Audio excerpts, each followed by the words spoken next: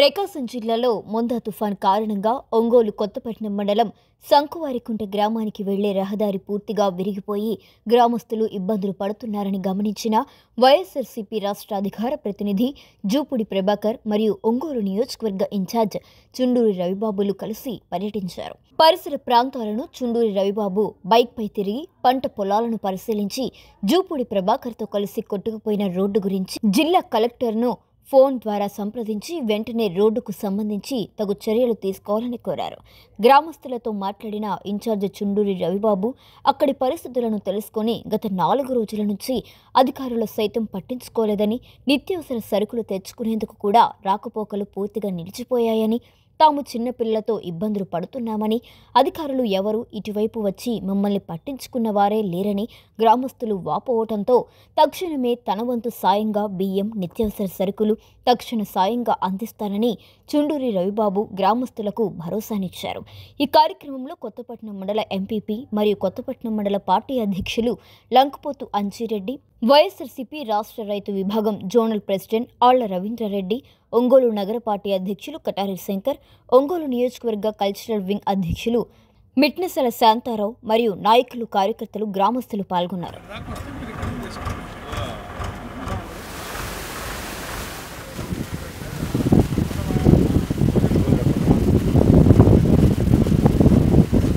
మా ఊరు సంకువారిగుంట కొత్తపట్నం మండలం. ఇది టోటల్గా మా ఊరికి ఒక రోడ్డు ఉంటే రోడ్డు మధ్యలో బ్రిడ్జి ఉంది. ఆ బ్రిడ్జి డిస్కనెక్ట్ అయిపోయింది, టోటల్ పడిపోయింది. సో విలేజ్ మామూలుగా ఐసోలేటెడ్ నౌ. సంకువారిగుంట కొత్తపట్నం మండలం. ఇప్పుడు మీ ఎంఆర్ఓ ఎక్కడుందంటే ఎంఆర్ఓ మాట్లాడుతున్నారు, ఎక్కడో కొత్తపట్నంలో ఉన్నట్టుంది. యాక్చువల్గా సార్ మీరు ఇటు వచ్చినట్లేదు, మెయిన్ రోడ్లో పోయినట్టుంది. వీళ్ళకి 2-3 రోజుల నుంచి భోజనాలు కానీ మంచినీళ్ళు కానీ లేవు. మంచినీళ్ళ లైన్ కూడా డిస్కనెక్ట్ అయిపోయి ఇరిగిపోయింది. కొంచెం మీరు ఈ బ్రిడ్జిని ఇమీడియట్గా నాకు తెలిసి కొంత మీరు ఆర్ఎండ్బి వాళ్ళకు పంచాయతీరాజ్ రోడ్డు ఇది ఉన్నారు మీరు ఆఫీస్లో?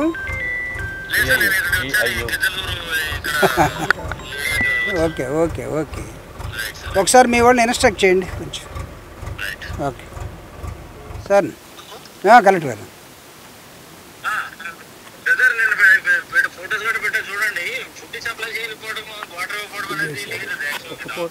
ఒక్క పూటే ఇచ్చారు. మా ఎంఆర్ఓ గారు చెప్తున్నారు ఒక్క పూటే ఇచ్చారు. వీళ్ళు ఒక్క పూటే ఇచ్చారు. మంచినీళ్ళు లేదు, మా ఎంఆర్ఓతో మాట్లాడారు, నా ముందే మాట్లాడారు. ఒక పూట ఇచ్చారండి. గ్రామస్తులే చెప్తున్నారు. అందరూ హోల్ విలేజ్ ఉంది. ఎంపీపీ ఉన్నాడు, సర్పంచ్ ఉన్నాడు, తర్వాత ఎంపీ జడ్పీటీసీ ఉన్నారు, అందరూ ఉన్నారు. ఇక్కడ మంచినీళ్ళు వాటర్ పైప్ లైన్ కూడా మాకు ఈత మొక్కల నుంచి డైరెక్ట్ లైన్ వస్తుంది ఇక్కడికి. అది కట్ అయిపోయింది. సో వాళ్ళు పంపించండి ఒకసారి. అంటే ఇది it's not blaming each other కదా, ఇట్ ఈస్ టోటలీ ఇగ్నోర్డ్. ఇది చాలా పెద్ద ఫ్లడ్. నేను మా ఊర్లో అదిగే చెప్తున్నాను, నేను ప్రెస్ తోటి కూడా నిక్కర్లు వేసుకొని తిరిగాం. కానీ వాళ్ళు కాదు ఆ ఎంఆర్ఓ స్టిల్ ఇప్పటికి ఎంఆర్ఓ ఒక మాట చెప్పండి. ఎవరికి రాలా పాపం. ఇదిగో మా ఎంపీపీ ఇక్కడ ఉన్నాడు, చూడండి ఒకసారి మాట్లాడతాడు మీతోటి. కలెక్టర్ గారు నమస్కారం సార్.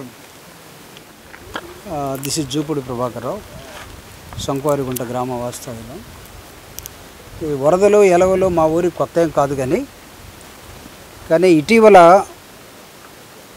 వచ్చినటువంటి ఈ మోందా తుఫాన్ ఏదైతే ఉందో, ఈ సైక్లోన్ కనీ విని ఎరుగని రీతిలో మెయిన్ రోడ్డుకి, ఒంగోలు కొత్తపట్నం రోడ్డుకి సైడ్గా రైట్ సైడ్ ఉండే మా విలేజ్ని మొత్తాన్ని మా ఊరికి వేసుకున్న రోడ్డుకు ఒక బ్రిడ్జి ఉంటే ఆ బ్రిడ్జిని కూడా ఈ పెద్దవాగు దగ్గర టోటల్గా కట్ అయిపోవటం జరిగింది.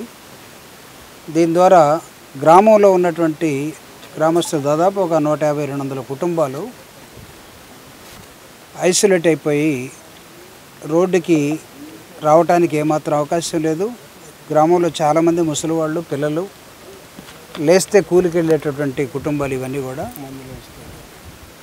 కూలి పనులు దొరక్క దాదాపు ఒక వారం రోజుల నుంచి ఈ తుఫాను ప్రభావం వల్ల ఇళ్లలోనే ఉండిపోవడం జరిగింది. ఊర్లోకి వెళ్దామంటే సగం దూరం వచ్చి మేము కూడా మామూలుగా బురదలో కూడా వెళ్ళగలం, కానీ ఇక్కడ ఉన్నటువంటి మా పెద్దకు ఇరిగిపోయింది ఆల్మోస్ట్ వాళ్ళు చెప్పాలంటే. దీన్ని అధికారులతో ఇప్పుడే నేను కలెక్టర్తో రాజ్బాబు గారితో కూడా మాట్లాడడం జరిగింది. మోస్ట్ ఆఫ్లీ కలెక్టర్ గారు వాళ్ళ టీంని కూడా పంపిస్తాడు, లేకపోతే తను కూడా వచ్చి చూడొచ్చు. ఇప్పుడు నాతోటి తీసుకొద్దాం అనుకుంటే ఆయన వేరే పనుల మీద గిద్దలూరు ప్రాంతంలో ఉన్నానని చెప్పాడు. సో ప్రభుత్వం ఇమీడియట్గా ఫర్గెట్ అబౌట్ పొలిటీషియన్స్, ప్రభుత్వం ఈ సైక్లోన్ ఎఫెక్టెడ్ ఏరియాస్ని మా ఊరు మీదుగానే కొత్తపట్నం ఈతముక్కల దాకా పోయామని చెప్తున్నారు, కానీ ఒక ఊరు దళితవాడ మాలపల్లె ఊరికి దూరంగా రోడ్డుకు దూరంగా విసిరేసినట్టు ఉండిపోతే ఒక దీవిలాగా వరద మొత్తం పొలాలు మొత్తం నీళ్ళై ఉన్నాయి. లోపల మనుషులు ఉండిపోయారు, పశువులు ఉన్నాయి, ముసలి వాళ్ళు ఉన్నారు, అనారోగ్యంతో బాధపడుతున్నటువంటి వాళ్ళు ఉన్నారు. వీళ్ళని ప్రభుత్వం పట్టించుకోకపోవటం ఇది చాలా విచారించదగ్గ అంశం. దీన్ని అవసరమైతే నేను ప్రభుత్వ అధికారులు ఎవరైతే ఉన్నారో వాళ్ళతో పర్సనల్ కూడా మాట్లాడతాను. వాటర్ లైన్, మంచినీళ్ళ లైన్ కూడా టోటల్గా తెగిపోవడం జరిగింది. సో ఫుడ్ అంటామా ఏదో ఒక విధంగా బతుకుతారు, కానీ సైక్లోన్లో ఇలాంటి ఐసోలేటెడ్ ఏరియాస్ని ఆదుకోవడానికి ప్రభుత్వం ఇచ్చే కనీసం డబ్బులను కూడా ఈ ఊరి మీద ఏమాత్రం ఖర్చు పెట్టినట్టుగా కనపడటం లేదు. ఏదో ఎంఆర్ఓ గారితో మాట్లాడితే మొన్న భోజనం పెట్టామండి, ఏదో పెళ్లి భోజనం పెట్టినట్టు మాట్లాడినట్టు కనపడుతుంది మా అంజిరెడ్డి గారితో. సో ఇప్పుడు వైఎస్ఆర్ కాంగ్రెస్ పార్టీ ఒంగోలు నియోజకవర్గ ఇన్ఛార్జ్ రవణ, అదేవిధంగా ఈ మండలం నాయకులు, వైఎస్ఆర్ కాంగ్రెస్ పార్టీ సీనియర్ నాయకులు అంజిరెడ్డి గారు మా ముందే నేను కలెక్టర్తో మాట్లాడుతూ ఉంటే ఆయన ఎంఆర్ఓతో మాట్లాడితే సార్ మొన్న వాళ్ళకి భోజనం పెట్టాం సార్ అంటుంది ఆవిడ. ఒకసారి ఆవిడ చూడండి ఒక పూట భోజనం పెట్టిందో 2. తర్వాత రవీందర్ రెడ్డి గారు, మా ఊర్లో ఉన్నటువంటి సీనియర్ నాయకులు శంకరన్న, ఇంకా మిత్రులందరం కూడా కలిసి రావడం జరిగింది. ప్రభుత్వం ఇమ్మీడియట్గా దీని మీద స్పందించి ఈ రోడ్డు ఇమ్మీడియట్గా నాకు తెలిసి ఒక 100 టిప్పర్లు మట్టి అయితే ఈ రోడ్డు కంప్లీట్ అవుతుంది, రాకపోకలు ఉంటాయి. గవర్నమెంట్ పెద్ద డబ్బులు కూడా ఏమి ఉండదు. కలెక్టర్కి నేను సపరేట్గా మళ్ళీ చెప్తాను. కలెక్టర్ గారు కూడా ఈ మెసేజ్ని తీసుకున్న వెంటనే తను కూడా రావాలని కోరుతా ఉన్నాం. సైక్లోన్ ఫండ్స్ ఆల్రెడీ గవర్నమెంట్ కొంత రిలీజ్ చేసినట్టుగా కనపడుతూ ఉంది. సో వాటిని ఇక్కడ ఉపయోగించాలని, ఇలాంటి ఊర్లో ఇంకా ఎక్కడైనా ఉండుంటే జిల్లాల్లో వాటిని కూడా చూడండి, ఈ ఊరిని కూడా చూడండి. మా ఊరు ఇది ప్రత్యేకంగా, ఇది వార్తల్లో తీసుకెళ్తున్నామని కాదు, కానీ just 8 kilometres away from the Ongole headquarter there is a big line to Surareddypalem to Ethamukkala. దానికి సైడ్లో రైట్ సైడ్ ఉండే విలేజ్ ఇది డిస్కనెక్ట్ అయిపోయింది. సైక్లోన్లో ఏరియల్ సర్వే చేసుకున్న వాళ్ళకి ఇది కనపడుద్ది, కానీ ఆ ఏరియల్ సర్వేలో తిరిగిన వాళ్ళు ఇటు వచ్చారో లేదో తెలియదు. వచ్చారా? ఇటు రాలేదండి. ఏరియల్ సర్వే అంటే దాంట్లో తిరుగుతుంటారు. సో వీళ్ళు ఎవరు రాలేదట, రావాలని మా ఊరు కూడా కోరుకుంటూ ఉన్నారు. నేను ముందుగా చెప్పినట్టుగా ఈ ఎలవలు, ఈ వరదలు మా ఊరి కొత్త కాదు, కానీ మేము చిన్నప్పటి నుంచే నెక్కర్లు వేసుకొని వీటిలో ఈదుకుంటూ తిరిగిన వాళ్ళమే.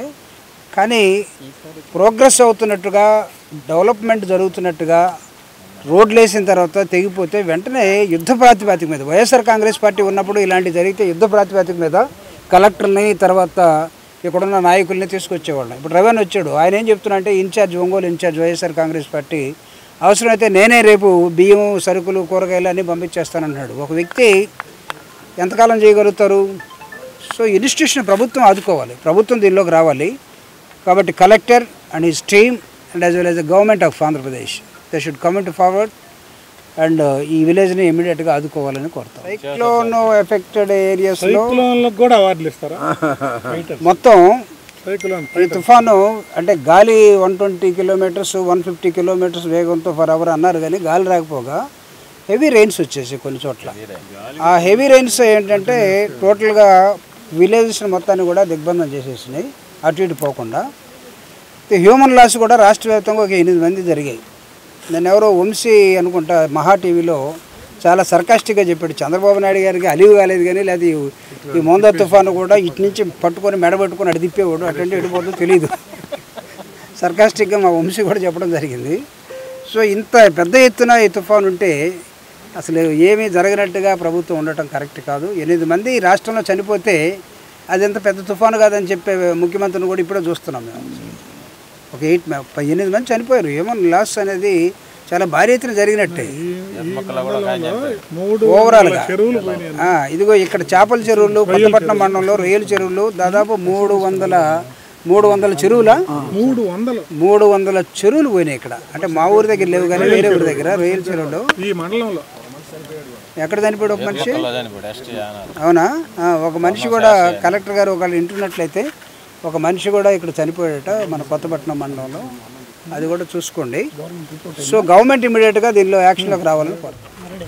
ఈరోజు కొత్తపట్నం మండలంలోని శంకువారిగుంట గ్రామానికి మా పార్టీ తరఫున పెద్దలు జూపుడు ప్రభాకర్ గారు, మండల అధ్యక్షులు లంకపోతే అంజిరెడ్డి గారు, పార్టీ సీనియర్ నాయకులు ఆళ్ళ రవీంద్ర రెడ్డి గారు, కటారి శంకర్ గారు మరియు ఇతరులందరం కలిసి ఈ తుఫాను బాధితుల్ని పరామర్శ కోసం ఇక్కడ రావడం జరిగింది.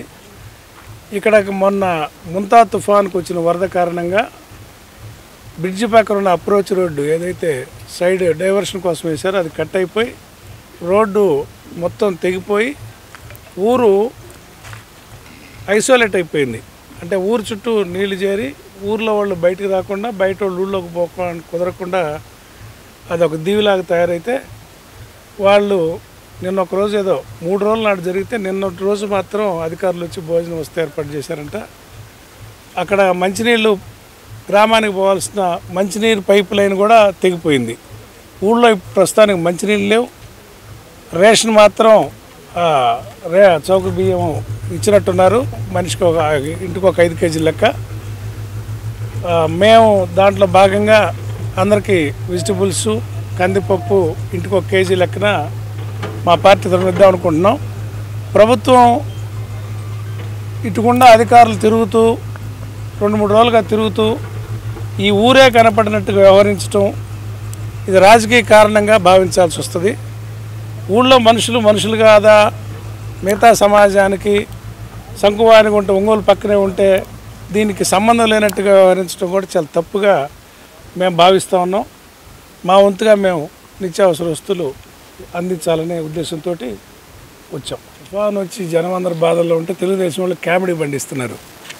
ముంతా తుఫాన్ని ఏదో దారి మళ్లించడానికి వీళ్ళే ప్రయత్నం చేస్తున్నట్టు ప్రకృతిని కూడా. దాంట్లో సైక్లోన్ ఫైటర్స్ అంట ఒక టీం పెట్టుకున్నట్టున్నాడు చంద్రబాబు నాయుడు. ఆయన ఒక రూమ్లో కూర్చొని కంప్యూటర్ల దగ్గర కూర్చొని గూగుల్లో ఏరియల్ సర్వే చూస్తా, తుఫాన్ ఎటు పోతుందో చూస్తా, మంత్రులందరూ ఒక ఫోటో రిలీజ్ చేయటం. వీళ్ళందరూ సిస్టమ్స్ మీద ఇస్రో శాటిలైట్ శాస్త్రవేత్తలు కానీ రాకెట్ని ఎటు పంపిస్తున్నారు చేసినట్టు వీళ్ళు తుఫాన్ను పంపిస్తున్నట్టుగా వీళ్ళు ఫోజులు పెట్టడం. వాళ్ళ అనుకూల మీడియా వీటన్నింటిని కథనాలు వడ్డించి అసలు దాంతో యుద్ధం చేస్తున్నాడు ఒకటి చెబితే ఒకడు మళ్ళించడానికి ప్రయత్నం చేస్తున్నాడు ఒకటి చెప్పటం. ఈ కామెడీ కూడా కాలక్షేపంగా సరిపోయింది. అది కాకుండా సైక్లోన్ ఫైటర్స్ అని ఇప్పుడు కొత్తగా చూస్తున్నాం. సైక్లోన్ మీద ఫైటింగ్ ఏందో మాకు అర్థం కాని కామెడీగా ఉంది. ఇవన్నీ కామెడీ సీన్స్గా ప్రభుత్వం చేసే పనులని వాటికి మళ్ళీ అవార్డులు ఇదొక కామెడీగా అనిపిస్తుందని మాత్రం మాకు అర్థం.